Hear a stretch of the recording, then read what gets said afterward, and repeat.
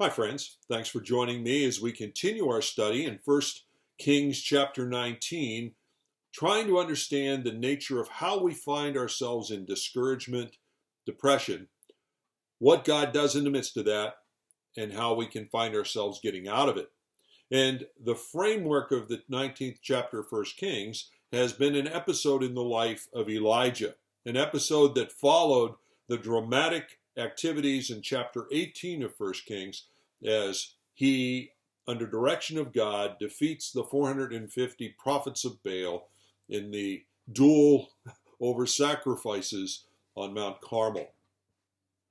We began by looking at some of those things that can trigger times of discouragement and depression in us, things that can sort of set us up and pull the rug out from underneath us. Then we turned from those things to look specifically at some of the steps that Elijah chose to take that then pushed him down the ladder, so to speak, till he found himself in the pits themselves, the pits of discouragement. We saw the first of those steps involved in his life involved a movement from the boldness and confidence in God that he showed in the 18th chapter into fear and anxiety, worried about the threat that was made on his life by Jezebel.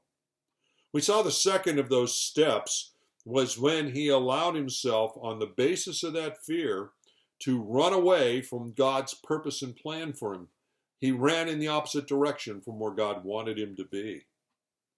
We then saw the third of these steps was as he kind of ran out of gas, ran out of energy, and found himself now out in the wilderness, he began to look at himself and he began to despair by what he saw.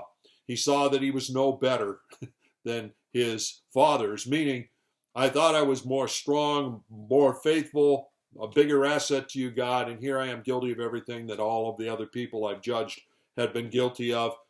Now I'm essentially worthless. You might just as well take my life. I'm not in any good shape. So he gave himself over to thoughts of despair like that. Of course, his ability to get to this point was no surprise to God, even though it was a surprise and disappointment to him. Finally, we ended with looking how in the midst of these pits, he determined to start to sleep, and how sleep is an escape. And as a person becomes more and more given over to, in times in bed, staying in bed, sleeping, basic passivity and inactivity, their position in the pits of despair just gets reinforced. Now, where does God meet us? How does he meet us in the midst of the pits? Because, quite frankly, I'm sure everyone who's listening to me has gone down the steps at one time or another in your life. Maybe currently you are also in the pit. So let's examine what God does in the midst of that to speak to our hearts and to begin to help us move to come out of that time in our life. Verses 5 to 14 in the 19th chapter of 1 Kings helps us to see how God deals with us and how he helps us and moves us out of those pits. He really tells us three core facts that make all the difference when we're in times of discouragement. The first fact is he says, I still care for you even though you're in the pits.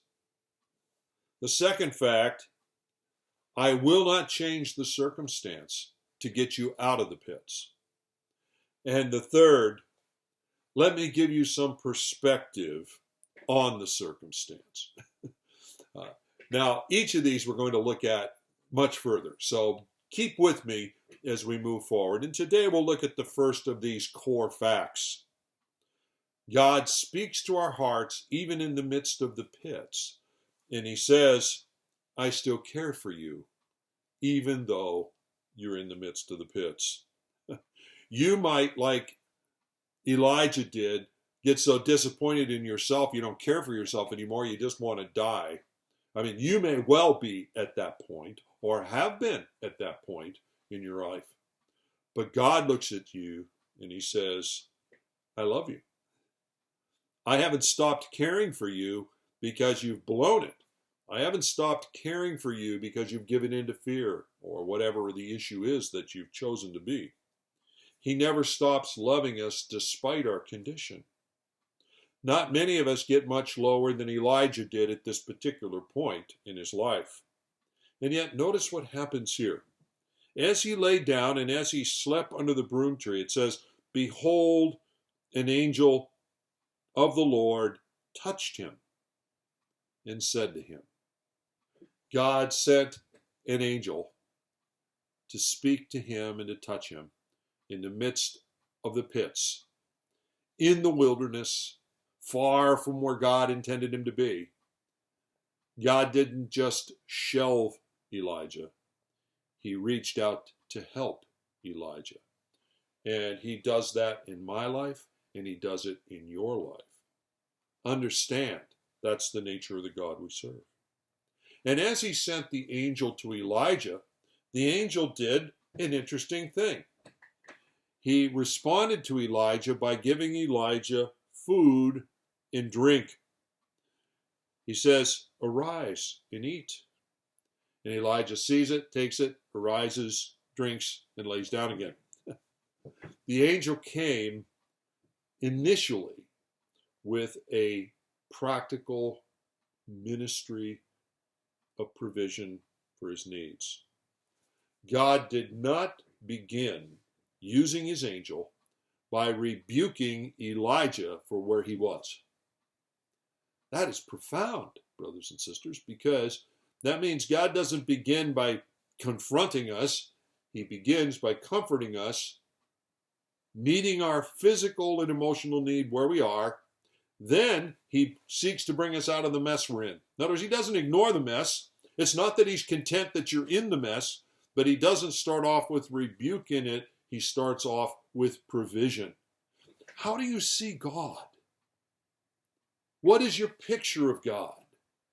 If your picture of God is biblical, then you will have in the mix an understanding that our God is merciful. Our God is loving. Our God is gracious. And he reaches out to us where we are. Doesn't mean he likes where we are, but he reaches out to us at that point. You know, timing is everything. God was going to, in a sense, rebuke Elijah for where he was, and he was going to bring him out of that and move him to another place. But timing is everything. Rebuke is needed, but it's not always the first thing that's needed. When someone has really gotten to the point where Elijah was, you don't start with rebuke. You start with some warm food and drink. Let them drink, let them eat, let them get settled, even let them go back to sleep. There's going to be time when they wake up again. Let's modify the conversation. Let's move it in the direction redemptively to get people where they belong. But God meets us exactly where we need to be met. What Elijah needed wasn't God acting in a way that reinforced his already existing despair about himself. Remember, he just wanted to die. He'd gotten so discouraged about himself and the circumstances he was in. God didn't begin with the rebuke. God began with the upbuilding hand and touch. God always provides for us what is needed at the moment in time. The problem is never his faithfulness to us. The problem is always our faithfulness toward him. Sometimes we're at a point in our life where job one, need one, is simply to get physically restored and refreshed. Sometimes the real need of our life is to simply eat, get some sleep, get past the exhaustion. Remember, exhaustion was driving Elijah at this point. Get past the exhaustion. Then begin to think about, where am I and how do I get out of here? Meet the needs, the fundamental need, rest, food, then turn to other things. Once those fundamental needs are met, then we can turn attention to what needs to change. But when the core needs are not met, we're not ready to change, even if we know what we're supposed to do to change. You see how God's meeting Elijah in the midst of it? God still cares for him when he's in the pits. And God cares for you, even if you're in the pits. And he reaches out to you in love and mercy. Oh, he's not going to leave you there. He's not going to tell you you're doing fine if you're in the pits. But he's not going to begin by rebuking you. He's going to begin by touching your life, feeding you, saying, get some rest. Then let's move forward and begin to address the situation you're in. Isn't it wonderful we serve a God like that? Well, join me tomorrow as we continue to see how that God addresses Elijah and in turn, therefore, addresses all of us in the midst of the pits of our lives. God bless.